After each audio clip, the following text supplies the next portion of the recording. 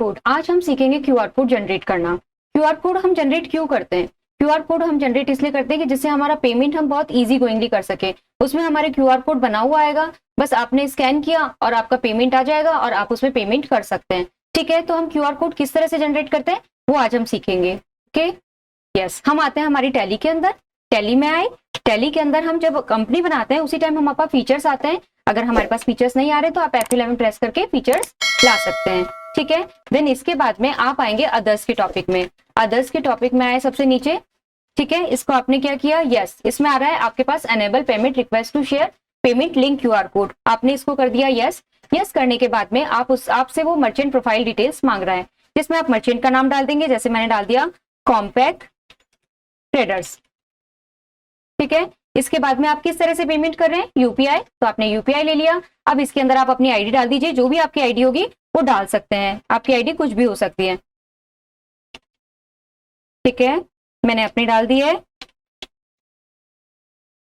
Yes, आपने accept करा दिया। ओके, देन इसके बाद में आपने एक्सेप्ट करा दिया। Okay, yes. अब हमारा जो क्यूआर कोड है वो किस वाउचर में आएगा, हमारे सेल्स के वाउचर में आएगा। इसलिए हमें जो भी एडिटिंग करनी है वो किस वाउचर में एडिटिंग करनी होगी, सेल्स के वाउचर में।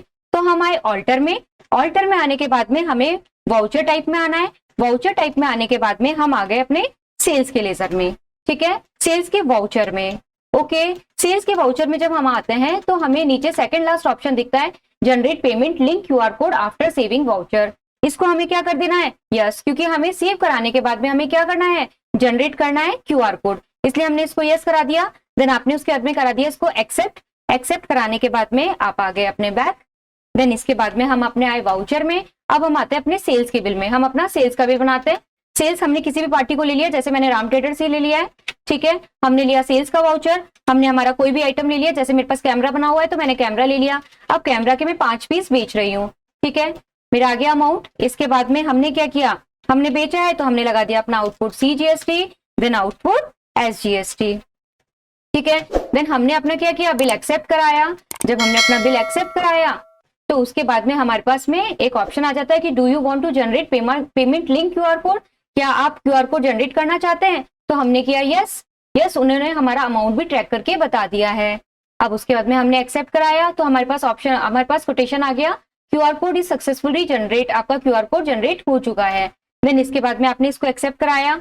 अब हमने क्या किया, हमारा बिल निकाला और बिल को प्रिंट किया। जैसे ही हम क्या करेंगे, कंट्रोल पे, उसके बाद में हमारे पास प्रीव्यू आया और प्रीव्यू में देखेंगे कि हमारे पास में क्या है, हमारे पास क्यूआर कोड जनरेट होके आ चुका है। अब इसके ऊपर आप क्या करेंगे, अपना जो भी आपका, जिस तरह से भी आपको शेयर करना है उस तरह से आप क्या कर सकते हैं, पेमेंट कर सकते हैं। Okay, thank you.